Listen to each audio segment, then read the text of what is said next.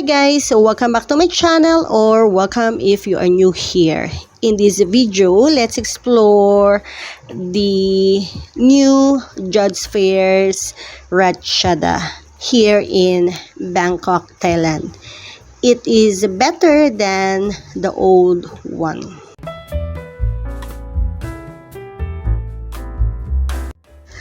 Judge Fairs Ratchada opens from 5 o'clock in the afternoon to 1 o'clock midnight daily and is conveniently located right next to Big C Ratchada with the nearest MRT station, Thailand Cultural Center.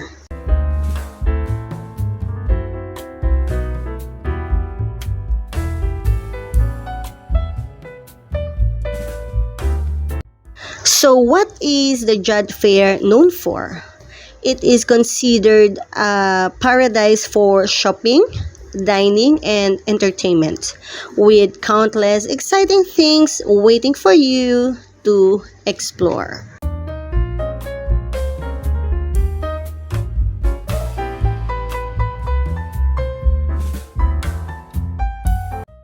So the market has relocated several times. The most recent was from behind Central Raman 9, called Judge Fairs Raman 9. So after the lease expired at the end of 2024, they had a soft opening in December of Judge Fairs Ratchada.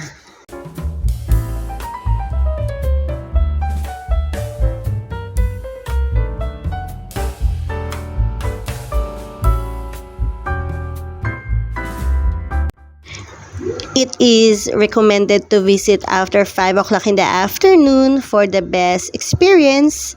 The market features over 600 stalls, offering a wide array of items, including fashionable streetwear, phone accessories, bags, fashion accessories like ring, earrings, bracelet, necklace, and so on, and vintage items.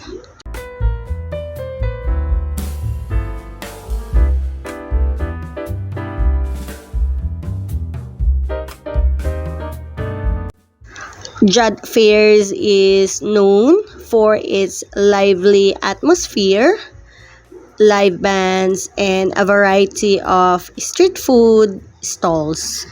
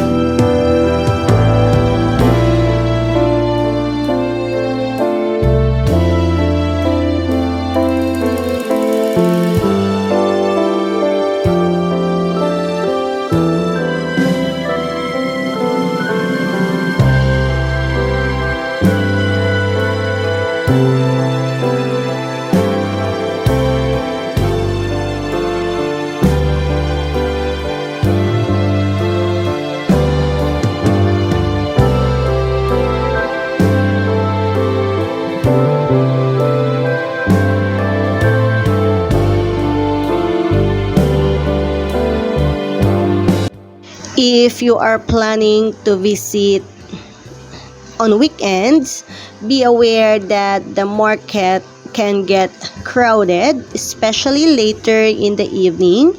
There is limited shelter, so if it is raining, it might be best to avoid visiting or to be prepared for the rain.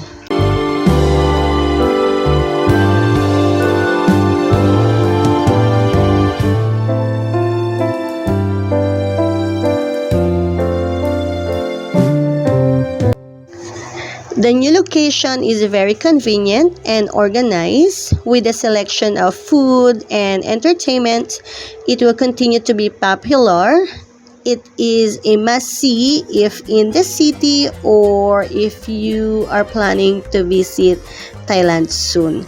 So guys, let's explore the new Jod Fairs Ratchada and enjoy the video.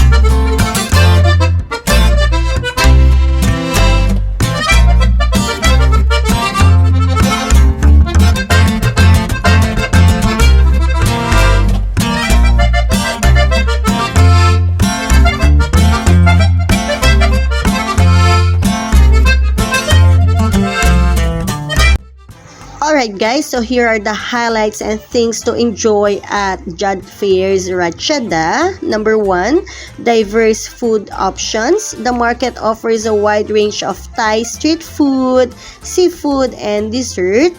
Don't miss the famous giant seafood platter, grilled dishes, and Thai sweets like mango sticky rice. Number 2 is about shopping. Discover clothing, accessories, handmade crafts, and unique items. You can also find products by local designers, making it a great spot for souvenirs.